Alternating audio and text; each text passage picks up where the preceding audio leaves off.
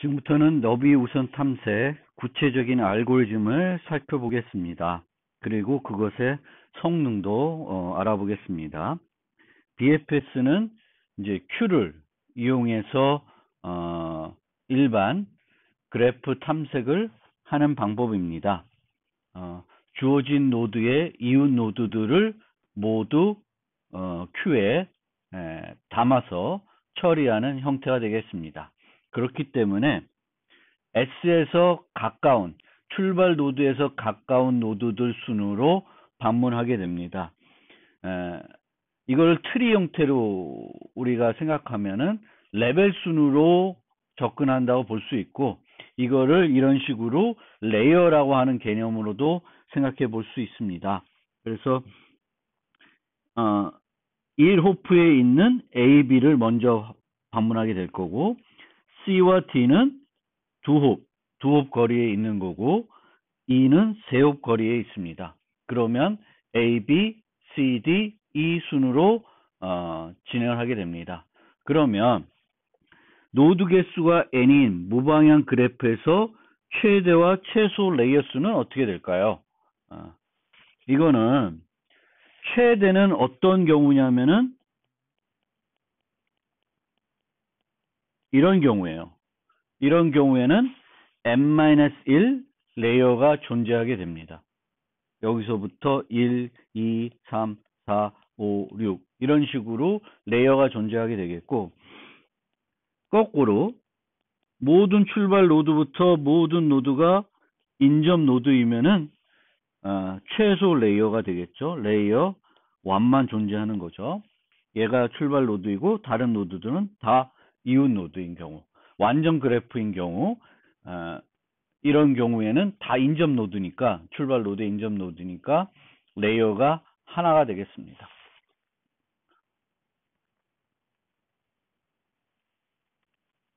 자, 그러면 알고리즘 살펴보면 출발 노드가 있죠. 이 일반 그래프 탐색에서 이제 출발 노드가 있습니다. 그럼 출발 노드가 여기에 입력으로 들어와야 되겠고, 알고리즘의 입력으로 출발 노드 그리고 그래프가 들어와야 될 겁니다. 그래프. 그러면 여기에 추가적으로 visited라고 하는 배열이 필요하겠죠. 불리언 배열을 사용해 가지고 S만 true로 놓고 나머지는 다 false로 처리해야 됩니다. 그리고 Q를 준비해서 Q에 S를 집어넣습니다. 그 다음에 Q가 빌 동안에 이것을 방문해요. 그래서 이 V Q에서 하나를 빼서 그 Q에 인접한 모든 노드들을 방문하지 않았다 그러면은 true로 세팅하고 그거를 Q에 집어넣게 됩니다. 그러면 이 방문하는 순서는 S를 방문하면 S에서 인접한 게 A, B니까 S에 들어간 상태에서 여기서 출발하면은 처음으로 빠져나온 게 S예요. S가 빠져나오고 S의 이웃 노드인 A와 B를 추가하게 됩니다. 그럼 그 다음에 빠져나오는 노드는 A가 되겠죠. P4 구조니까 A가 빠져나와요. 그러면은 A의 이웃은 C와 S입니다. 근데 S는 방문했기 때문에 C만 추가돼요. 뒤에 추가됩니다. 그 다음에 B가 나올 것이고요. B의 이웃은 SCD인데 S와 C는 방문이 됐다고 표시됐으니까 D만 추가가 됩니다. 그 다음에 C와 D가 있을 때 이제 C가 나오면 C의 이웃은 A, B, D, E예요.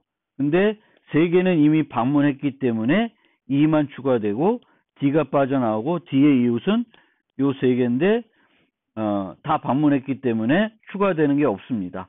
그 다음에 마지막으로 E가 나오게 됐습니다. 그래서 S, A, B, C, D, E 순으로 방문했다고 볼 수 있습니다. 그러니까 방문하는 시점을 여기서 DQ하는 시점으로 생각하셔도 되고, 요 visited를 true로 놓는 시점을 보셔도 되는데, 그 보통은 여기서 빼서 처리를 할 겁니다. 뭔가 우리가 BFS를 하면서 어떤 방문하는 노드마다 뭔가 추가적인 알고리즘을 돌려야 되면 요때 진행이 될 것입니다. 그래서 그렇게 생각하시면 되겠고, 그러면 이 알고리즘의 시간 복잡도는 어떻게 되냐? 요 알고리즘 자체만 놓고 보면 화일문은 n번 반복이 돼요. 왜냐하면은 한 번에 하나의 노드만 나오게 되어 있습니다. 그래서 전체 연결되어 있다고 하면은 한 번에 n개 노드가 있으니까 한 번에 하나씩 처리를 하니까 총 n번 반복이 이루어집니다. 그리고 요 경우에는 요 for loop는 각 s에서의 그 에지 수만큼, 얘의 에지 수만큼 반복을 하게 됩니다. 그래서 OM이 되겠죠. 그러면 이 알고리즘은 NM 이렇게 분석을 해야 되는 거냐? 그거는 뒤 슬라이드 가서 좀 더 자세히 살펴보겠습니다. 어떤 차이가 있냐면 요 부분을 어떻게 구현하냐에 따라서 달라질 수 있습니다. 요 부분을. 그래서 내부 포르프는 인접 행렬로 만드는 경우와 인접 리스트로 만드는 경우를 생각해 봅시다. 인접 행렬이면 이런 식으로 2차원 배열로 되어 있으니까 지금 처리해야 되는 노드가 요 노드이면은 요 배열을 쭉 방문하게 됩니다.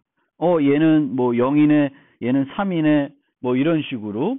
이게 무방향이면 이제 지금 보는 게 이제 무방향이죠. 무방향이면 false true, false true 뭐 이런 식으로 되어 있어요. 그러면 얘네들을 다 차례차례 살펴봐야 돼요.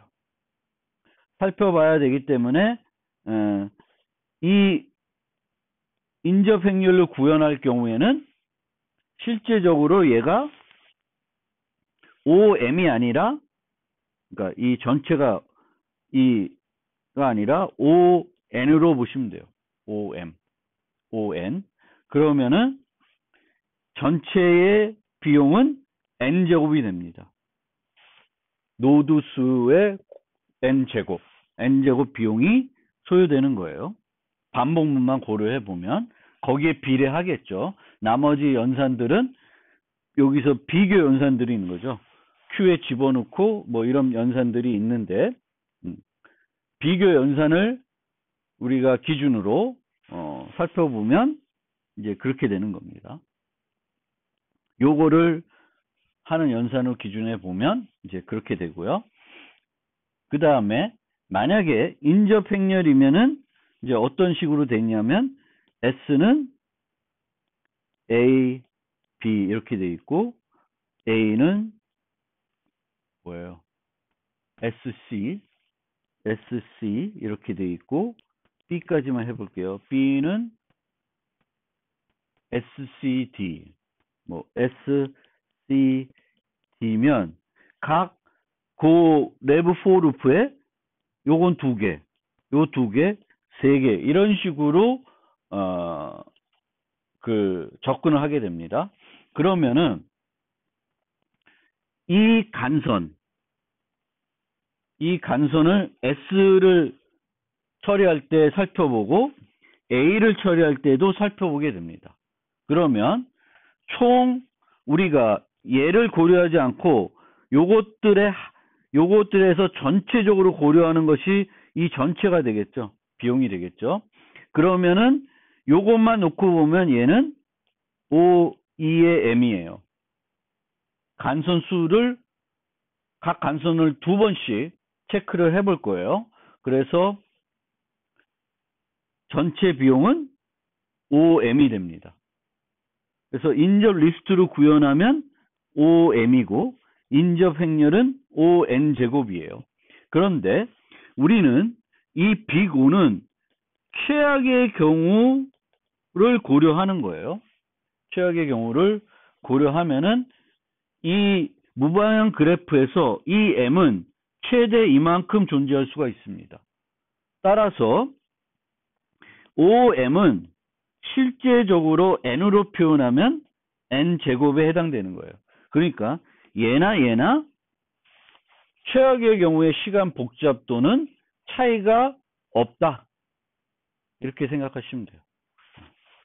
요것과 요거가 일반 차이가 없는 거예요. 그래서 그래프에서 만약에 비용이 이제 이런 식으로 계산이 됐어요. OM 플러스 N으로. 그러면 M은 N제곱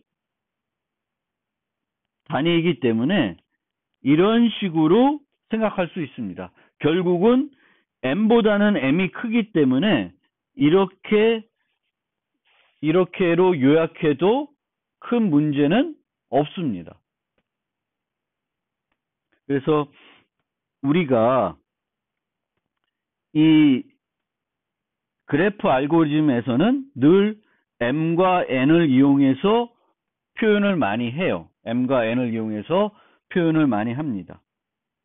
그랬을 때 그 알고리즘들이 이제 표현이 될 거예요. 그래서 표현이 되는데 여러 알고리즘들, 같은 문제를 해결하는 여러 알고리즘들이 M과 N, 다중 변수를 이용해서 빅5를 나타나게 되겠고, 그러면은, 죄송합니다. 그러면은,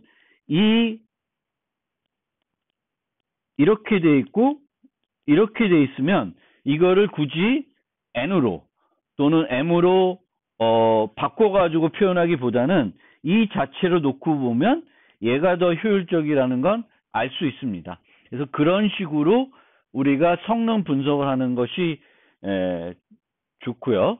또 이런 걸 따졌을 때 내가 그러면은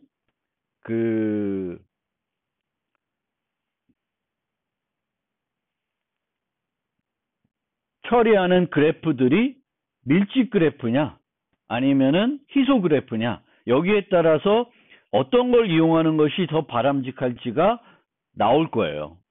그래서 그런 것들을 이제 추가적으로 생각할 필요가 있고,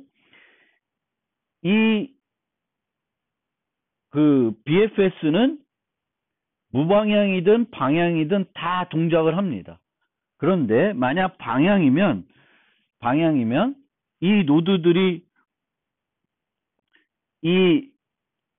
이런 무방향을 그냥 개개적으로 방향 바꾸면은 간선이 이렇게 두 개 있는 걸로 되는 거죠. 그런데 얘가 하나만 있으면 이제는 무방향에서는 실제 이 M이 아니라 M이 되는 거죠. 간선을 한 번만 고려할 거예요. A에서 1로 가면은 C에서는 A로는 고려를 안 할 겁니다. 그런 것도 다 감안해서 내가 어떻게 처리할 것인가. 이런 BFS 처리할 땐 둘 다 큰 차이가 없으니까 구현은 뭐가 더 심플해요? 인접 행렬을 이용하는 게 더 심플하죠. 그래서 그런 식으로 우리가 생각해서 구현을 하시면 됩니다. BFS를 이용한 응용들을 한 2개 살펴보겠습니다. 첫 번째로는 BFS를 이용한 최단 경로를 구하는 방법을 살펴보겠습니다. 이 방법은 이제 무방향 그래프,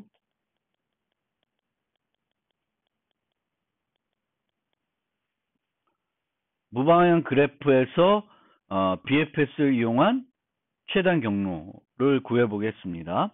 물론 방향 그래프에서도 구할 수 있습니다. 그런데 비가중치 그래프에서만 이제 최단 경로를 구할 수가 있습니다. 비가중치 그래프에서의 최단 경로라고 하는 것은 뭐예요? 홉수예요. 간선 수입니다. 경로의 간선수. A에서 C까지의 최단 경로는 이거나 이거 두 가지가 있죠. 같습니다. 거리는 얘도 2, 얘도 2가 되는 거예요. 물론 가중치 그래프인데 모든 가중치가 동일하면은 그거는 없는 것과 동일합니다. 왜냐하면은 실제 거리는 홉수에 비례하는 거죠. 모든 가중치가 다 같다 그러면 그런 경우에도 BFS를 이용해서 최단 경로를 찾을 수 있습니다. 그래서 이 BFS 위에서 최단 경로를 구하려고 그러면 기본적인 BFS에서 플러스 거리까지 이제 계산을 해야 되겠죠. 그 거리를 계산하기 위한 배열을 하나 추가적으로 사용하시면 됩니다. 그래서 기본적인 것은 방문했나 안 했나를 보는 비지티드가만 있었는데 이제 최단 경로를 구할 경우에는 요 거리를 구하는 배열을 하나 더 둬야 될 것입니다. 이 거리를 두지 않고 이 Q에 집어넣는 노드 정보를 뭐 이렇게 디스턴스 해가지고 스트럭처로 만들어서 노드와 실제 렌스 같은 구조체를 만들어서 그것을 Q에 넣어가지고도 이런 게 이제 Q에 들어간다고 생각하면 집어넣어서 만들 수도 있습니다. 그러면 실제 알고리즘을 생각해 보면 출발 노드가 있고 여기서의 최단 경로는 요 노드로부터 출발 노드부터 다른 노드까지의 최단 경로의 길이를 구하는 거예요. 그리고 이거는 거리 값만 경로 길이만 구해줍니다. 만약에 경로 자체까지 구하고 싶으면은 이제 이거를 활용해서 추가적으로 개선을 해야 됩니다. 자, 그러면 우선 각 노드까지의 거리만 최단 경로의 길이만 구하는 방법을 살펴보면 빌시드에다가 출발 노드는 true로 놓고 디스턴스는 0으로 놓고 나머지는 무한대 값을 놓고 출발합니다. Q에 똑같이 기본 BFS 마찬가지로 출발 노드를 넣어요. 그리고 똑같이 진행이 되는데 요때 거리를 계산합니다. 그래서 S가 첫 노드가 되겠죠. 그래서 얘가 빠져나오면은 A와 B가 인접 노드가 되겠고 그 인접 노드의 거리를 1로 세팅을 합니다. 그 다음에 A가 빠져나오면 A의 인접 노드로 여러 개가 있는데 C만 들어가겠죠. 그러면 C는 2가 돼요. 얘 자기까지의 거리에 플러스 1이 됩니다.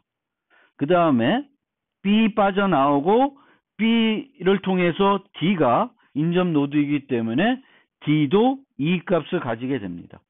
그 다음에 C가 빠져나오면 C에서 2까지가 있으니까 2는 3이 돼요. 그래서 이렇게 처리가 되고 나면 1, 1, 2, 2, 3이 됩니다.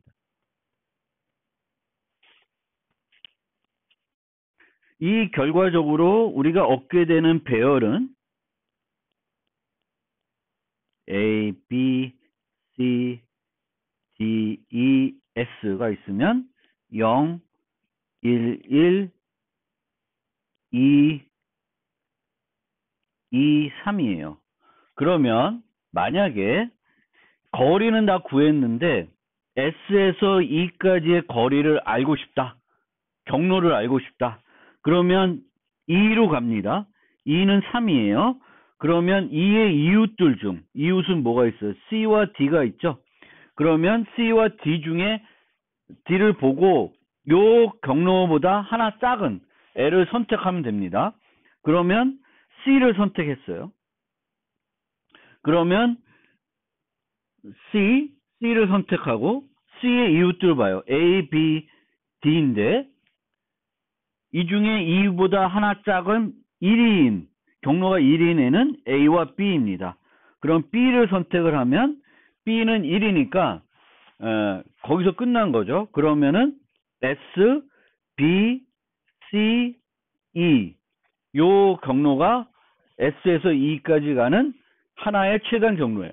그러니까 최단 경로는 이런 무방향 같은 경우에는 꼭 하나만 뭐 방향 그래프도 마찬가지고 꼭 하나만 존재하지 않습니다. 그래서 요 자체로는 요것만 계산이 되는데 요것이 계산이 되면 이걸 이용해 가지고 거꾸로 검색을 해 가지고 경로까지 찾을 수 있습니다. 그 다음 응용은 연결 여부 확인을 하는 거예요. 이런 그래프가 있다. 연결 그래프가 아니죠. 끊어져 있죠. 그러면 1부터 n까지 노드끼리 방문을 하지 않았으면 그러면 여기에 visited는 모두 false가 돼야 되겠죠. 모두 false로 설정한 상태에서 출발을 합니다. 그러면 1번부터 출발을 해요. 그럼 1번을 출발시키면은 이 노드들을 다 방문할 거예요. 그리고 끝나요. BFS는. 더 이상 진행될 것이 없으니까. 그러면은 요 알고리즘에서 디스턴스는 없다고 이 기본 알고리즘을 치면은 여기서 뭐 어레이 리스트 자바 같은 경우는 어레이 리스트 뭐 C++ 같은 경우에는 벡터를 써가지고 방문한 노드들을 저장합니다. 그러면 BFS가 방문한 노드를 반환해줘요. 그러면 이 컴포넌스의 첫 번째로는 1, 3, 5, 7, 9가 여기에 들어가는 거예요. 그러면 다 방문했으니까 그 다음에 2로 하죠. 그럼 2로 가면 2, 4를 구해요. 그러면 2, 4가 추가가 되고 3은 방문했고 5는 방문했고 6은 아직 방문했으니까 6을 시작으로 방문해 봅니다. 그러면 6, 8, 10을 구했어요. 그러면 그 다음에 7 해보고 방문해 8 해보고 9 해보고 10 해보면 다 방문했으니까 끝나게 됩니다. 그러면 이렇게 3개의 부분 그래프들을 얻어내게 될 수 있습니다. 그래서 우리가 이렇게 구해가지고 이제 모든 컴포넌트를 구했는데 모든 컴포넌트를 구하지 않고 연결 여부를 확인하고 싶으면 여기서 출발해요. 그러면 요 5개를 구했죠. 5개를 구했는데 전체 노드가 10이라는 걸 알면 어떻게 돼요? 이 그래프는 연결되어 있지 않다는 것을 확인할 수 있습니다. 그래서 BFS로 탐색했는데 모든 노드를 방문하지 못해. 그러면 그 결과는 뭐예요? 결론은 연결되어 있지 않다라는 거예요.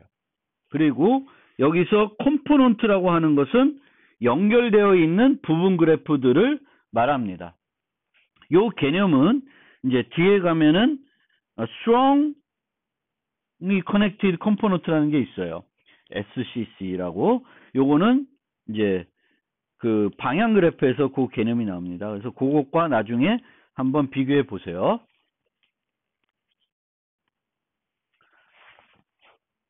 자, 깊이 우선 탐색에 대해서 살펴보겠습니다.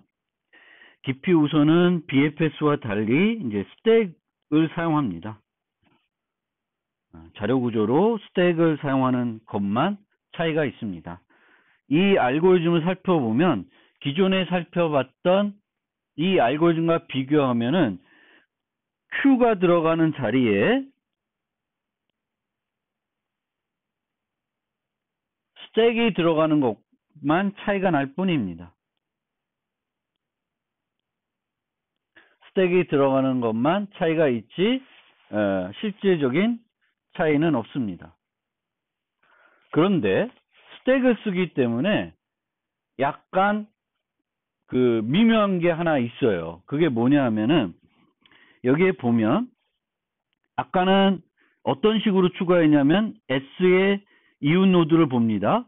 그리고 이웃 노드들을 그 알파벳 순으로 A 집어넣고 그 다음에 B를 집어넣었어요. 그러면은 Q에서는 A 집어넣고 B 집어넣으면 A가 나옵니다. 그런데 이 경우에는 어떻게 되냐면 A를 넣고 B를 넣으면 먼저 나오는 건 A가 아니라 B가 먼저 나와요. 그래서 이렇게 A를 기준으로 쭉 뭔가 서칭이 이루어지는 것이 아니라 B를 기준으로 간다라는 거예요. 그래서 우리가 집어넣을 때 만약에 이 레이블을 더 작은 거를 먼저 방문하고 싶다. 그러면 거꾸로 넣어야 돼요. 거꾸로 넣으면 B를 넣고 A를 넣으면 A부터 가겠죠. 그래서 그 차이가 있으니까 실제 결과들은 스택에 만약에 이런 식으로 가는데 이제 알파벳 순으로 노드의 알파벳 순으로 에지들이 있다. 예를 들면 우리가 인접 행렬로 해요. 그럼 이렇게 갈 거예요. 그럼 노드들이 이런 번호를 갖고 있으면 이런 번호 순서대로 집어넣게 되면 레이블이 노드 레이블이 큰 순서대로 먼저 방문하게 되는 겁니다. 그러면 그게 싫다. 그러면 거꾸로 가면 돼요. 물론 인접 행렬에서는 거꾸로 가기는 힘들겠죠. 인접 리스트에서는. 그래서 그런 차이가 있으니까 알아두시고요.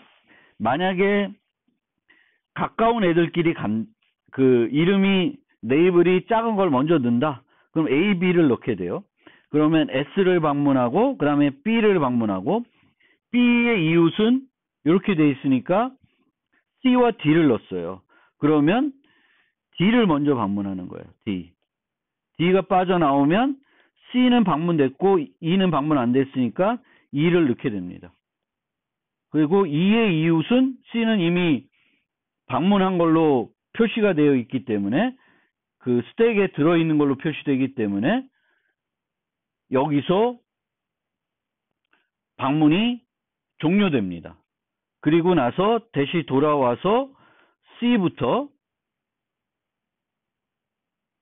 D에서 넣은 거죠. 이렇게 돌아와서 이렇게 트래블링 하는. 그래서 최종적으로 A가 가장 늦게 나오는 그런 방법이 돼요. 근데 실제적으로 이런 식으로 계속 처리를 하려 그러면 요 리커시브 버전을 한번 봅시다. 스택을 쓰니까 재기적으로도 구현할 수 있어요. 그러면 not visited W예요. 그러면은 A를 보고 이렇게 가면 A가 not visited니까 A에 대해서 불러요. 그럼 A가 true로 바뀌었죠. 그 다음에 A에서 edge들을 봐요. B는 A에서 인접이 아니니까 C로 갈 거고요. 그렇죠? 그럼 C가 true가 돼요. 그 다음에 C에 대해서 호출하면 C가 true가 되고 C의 인접들은 B, D, E가 있으니까 B로 갈 거예요. 그렇죠? 그 다음에 B가 true가 되고 B에서는 S로 안 갈 테고 D로 가고 E로 가고 한 번에 이렇게 처리가 됩니다. 그러면 이런 식으로 처리를 하고 싶으면은 visited를 여기다가 세팅하는 것이 아니라 여기서 세팅해 줘야 돼요. 여기서 다 false로 놓고 여기서 true로 놓으면 이 반복문의 형태에 대해서도 어떤 식으로 이루어지냐면 그렇게 한번 바꿔볼게요. 여기다가 요 빠져나올 때 true로 한다. 그리고 요거는 true로 안 해요. 그러면은 이제 어떤 식으로 진행되는지 한번 봅시다. 그러면 처음에는 S가 들어가 있죠. 이제 이게 아닐 거예요. 여기 위에다 그릴게요. S가 아니고 S가 true가 됩니다. 그 다음에 S의 edge들에 대해서 visit가 아니면 push를 해요. 그러면 똑같이 A, B가 push가 됐습니다. 그 다음에 빠져나오는 게 B가 빠져나와요. 그리고 B의 이웃인 S는 true니까 S는 집어넣지 않는데 C와 D는 집어넣을 거예요. 그러면 A, C, D가 돼요. 그러면 다음에 빠져나온 건 D입니다. D가 true가 되죠. 그러면 D의 이웃은 C와 E니까 C가 다시 또 들어가야죠. C, E가 들어갑니다. 그러면 E가 빠져나올 거고요. E가 빠져나오면 E의 이웃은 또 C가 들어와요. 그럼 A, C, C, C가 돼요. 그러면 C가 빠져나오죠. 그럼 여기까지 갔어요. 그러면 C가 빠져나오면 이제 true로 세팅이 되고 C 빠졌으니까 A가 또 들어가요. 그러면 A가 빠져나오고 얘가 true가 됩니다. 그럼 이렇게 탐색이 된 거예요. 그리고 나머지 이 네오드는 빠져나와도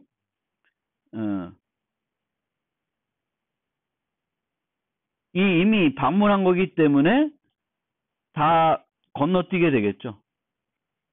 근데 이렇게 되면 오히려 약간 중복으로 들어가는 것이 많기 때문에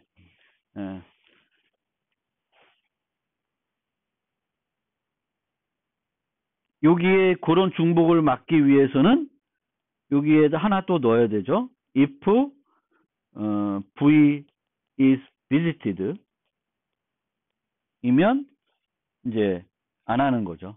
요 반복을. 그러면 몇 개는 빠져가요. 아까와는 조금 다르게 진행될 겁니다.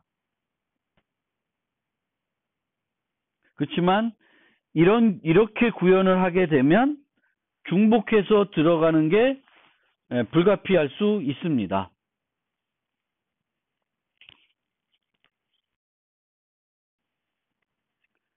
디퓨전 탐색의 성능을 살펴보면은 이 알고리즘이 스택을 사용하는 것과 큐를 사용하는 거의 차이만 있을 뿐이니까 이 자체로 놓고 보면은 아까 분석했던 이 내용과 동일합니다. 인접 행렬을 쓰면은 n제곱, 인접 리스트를 쓰면은 om. 그런데 전체적으로는 그냥 om으로 그 간선에 비례한다. 간선수에 비례하는 선형 알고리즘이다라고 보시면 되겠습니다. 너비 우선이나 그 깊이 우선이나 시간 복잡도는 차이가 없다.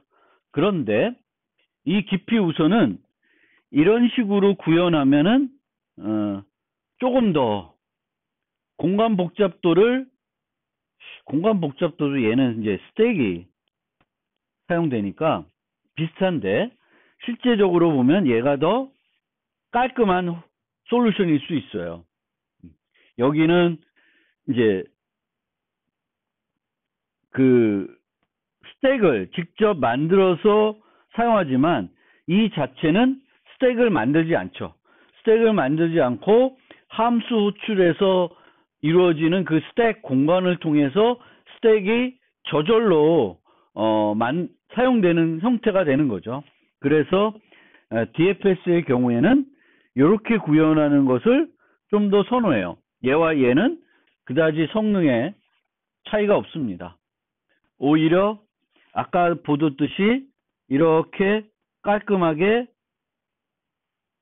쭉 찾아갑니다. 중간에 끊기지 않고 계속 찾아가요. 그래서 DFS는 그 재기적으로 구현할 수 있다. 그리고 그 재기적으로 구현하더라도 크게